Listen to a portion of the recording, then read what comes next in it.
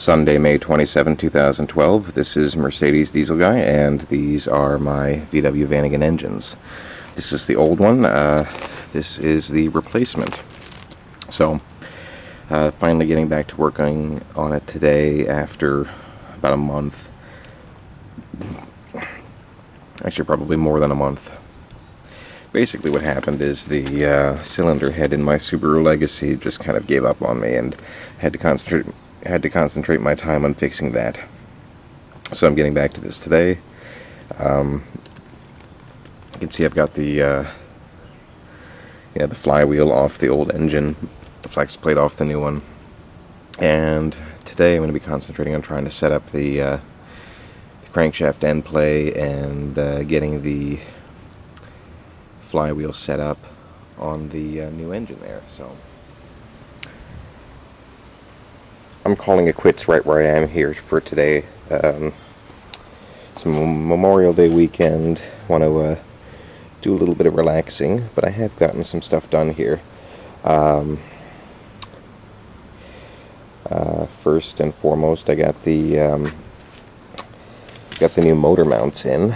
Those were the old ones were just in really terrible shape. You can see one piece here just completely cracked off, and there's the two center mounts. That's part of the center mount, and here's one of the outside mounts. Turns out I actually bought 3 center mounts and 1 outside mount, but the outside mount on the other side was still holding, so I just put it back together with that one. With the other 3 new ones, it should be okay. I also got the crank pulley remounted on the engine, so that's good to go. And then around back here, I cleaned off the flywheel side of the engine, mostly because it's got to be clean for setting the crankshaft end play. I also tightened down the engine to transmission studs. These are the ones I took off my old engine because the ones for the manual transmission are longer. So I'm going to continue with this tomorrow. Hopefully get the flywheel set up and ready to go, and then that's the last big thing before really mounting the engine into that. This is the last big thing before I can do that. Today I'm going to be trying to set crankshaft end play and install the flywheel. So basically there's a bunch of washers and shims here that have to go on the back. Now these are the this is the thrust washer and shims off of one of the 2 engines, and here's the other set. I'm not sure which came off of which engine, but doesn't even really so much matter which came from which. I also have some new flywheel shims, and hopefully between all of these I have enough of a full set to install these and properly set crankshaft end play. So the other thing I did yesterday was I installed a pilot bearing here, which this engine came out of an automatic, did not have a pilot bearing. Since this is going into a manual trans Vanagon, I needed that, so that is now installed. So I'm going to get going from here. Okay, I have crankshaft end play set, and the flywheel is now installed, along with the new rear main seal and new flywheel O-ring and pilot bearing and felt ring in there. The biggest challenge here, of course, was setting the crankshaft end play, but in the end that actually wasn't even too bad. The 2 tools that were really necessary for this: the flywheel lock for getting the flywheel on and off and tightening down the bolts there, and this tool here. Now, the Boston Bob video for setting end play shows how to do that using a dial indicator, but actually this is a nifty little device here, which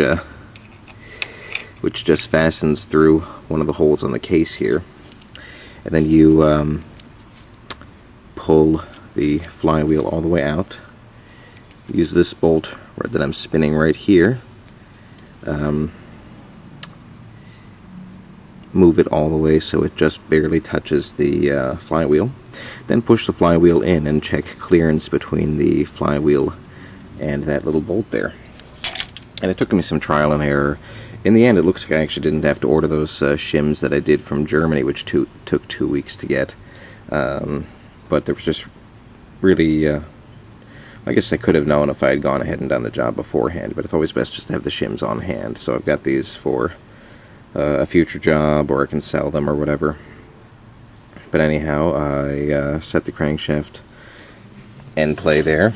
Now, the acceptable tolerance, I want to say, was 0.003 to 0.005 inches. That decimal point makes a big difference. And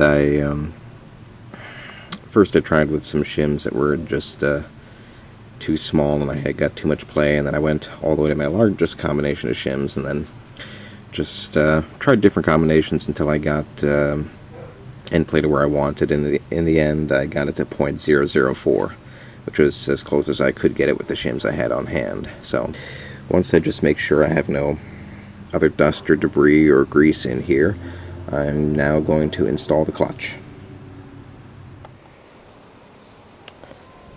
I'm calling it quits here for today. You can see that this engine is now all set up to be run with a manual transmission. I finally got around to swapping the flywheel and setting crankshaft end play, which in the end wasn't as big a deal as I thought it was going to be. The last thing I'm going to do today is, with some help, I'm going to transfer the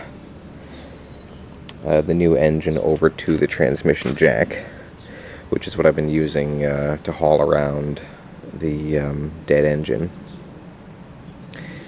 That way next weekend I can get started right away and jack the new engine into place and install it. I would say it's probably unlikely I'll actually get the van running next weekend with all the things that still need to be done and reconnected, but maybe 2 weeks from now. So things are looking good. So keep watching. I'll have more video for you. And you've seen how much long video there is already. It would have been way too complex to do a complete DIY on this. So I'll have more for you soon.